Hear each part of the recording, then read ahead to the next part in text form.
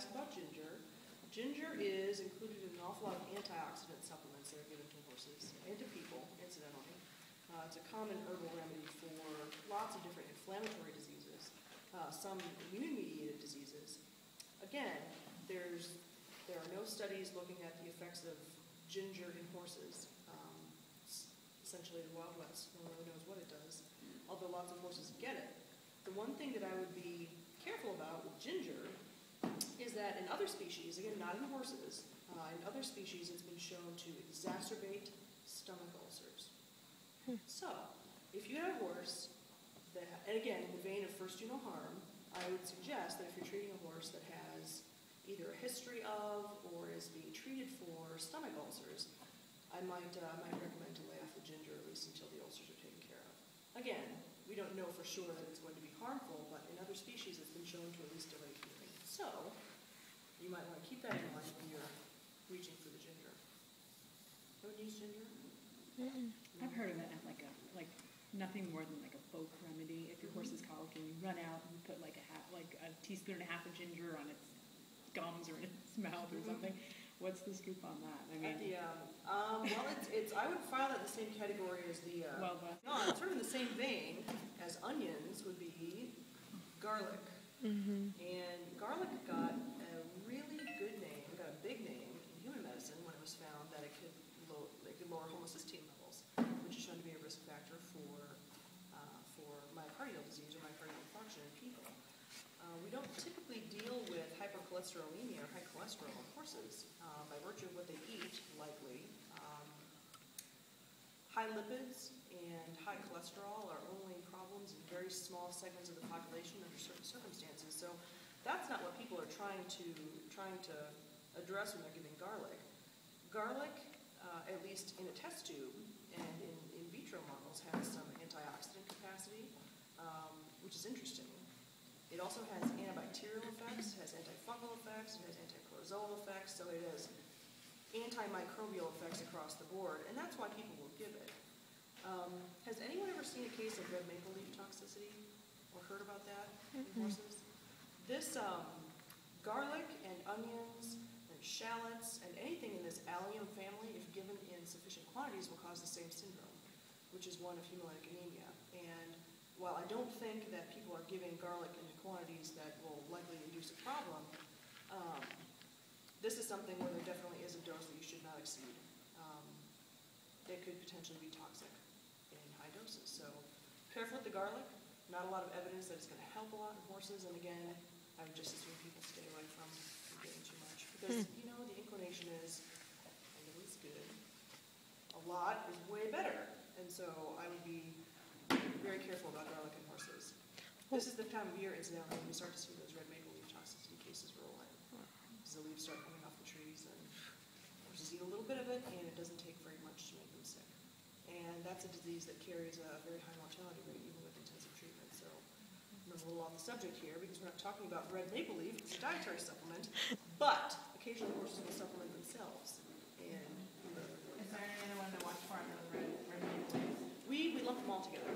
So red maple, we've had some suspect cases when people swear that there weren't any red maple, but they had Norway maple or sugar maple. And as a blanket statement, it would be a good idea to avoid dried maple leaves of any type for horses. Incidentally, it's not fresh leaves. You can't induce disease. You can't shove fresh leaves down the stomach of a horse and make them sick. But if you wilt them, you sure can. So it's other types of trees that would potentially be, that we have reason to avoid for horses. Walnut trees, particularly black walnut trees, are associated with laminitis. We actually use that as an experimental model for using laminitis on a research basis. Any kind of fruit trees, crab apples, cherry, anything in the prunus species, they potentially contain cyanogenic or cyanide-producing compounds in their seeds, in their leaves, in the bark. And for the most part, horses leave most of that stuff alone. They're not like goats, and they're not like cattle. They tend to mouth everything and take everything in. But they do, under certain circumstances, go ahead and try. And that's usually if something is new. We had a case not too long ago that actually came into the hospital. I don't know if Dr. Scott was, I think it might have been Dr. Embeck. There was a horse that came in with red maple leaf toxicity because someone had trimmed some, it was right after the big windstorms not too long ago, and it blew some maple trees down, and they were cut up and thrown into a horse pasture, thinking that the horse wouldn't bother them. And for the most part, she did, but it doesn't take very much. And so it's usually when things are new, you'll find them in wandering around and checking things out. So particularly if it contains fruit on it, and that's another thing to watch. Any horse that overindulges itself on crab apples or cherries or anything like that. Any questions about any of these guys? Back to the garlic, I've heard people feed them for like to help with keep bugs away and mosquitoes. Is there any evidence that There's not a lot that of helps? evidence to that effect. Mhm. I have heard that, Mhm. and I'm not sure that I've seen any studies that document that. Yeah. You can usually pick out the horse that eats it, though. Yeah. They keep a lot of things away.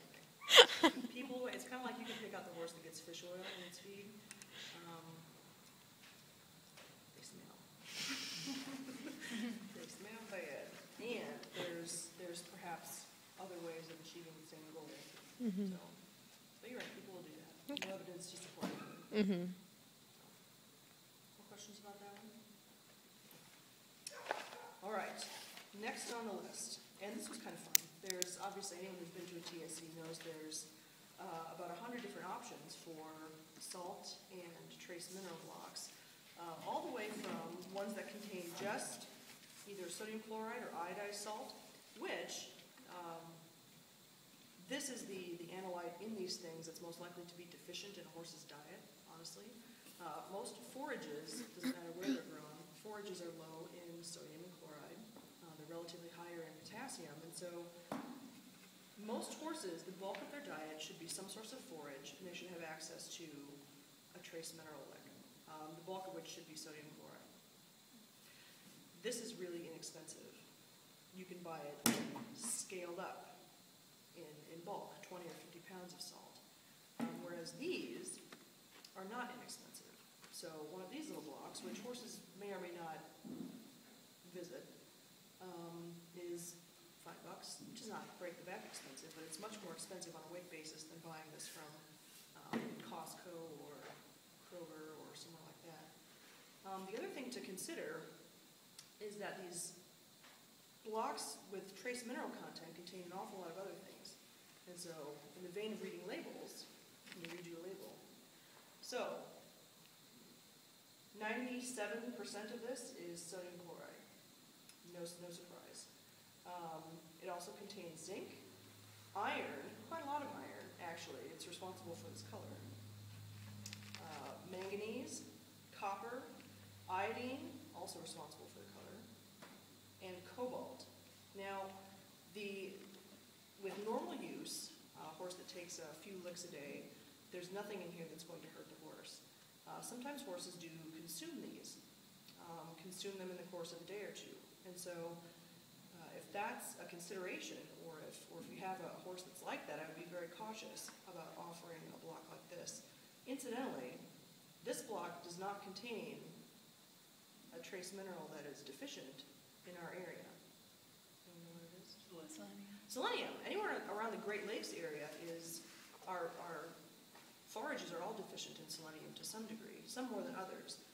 This block, interestingly enough, does not contain selenium. And I'd be very careful, if it did, about feeding it to horses that actually consume salt. Selenium toxicity is a real thing, and it's not that hard to induce when horses have a ready supply of it. A non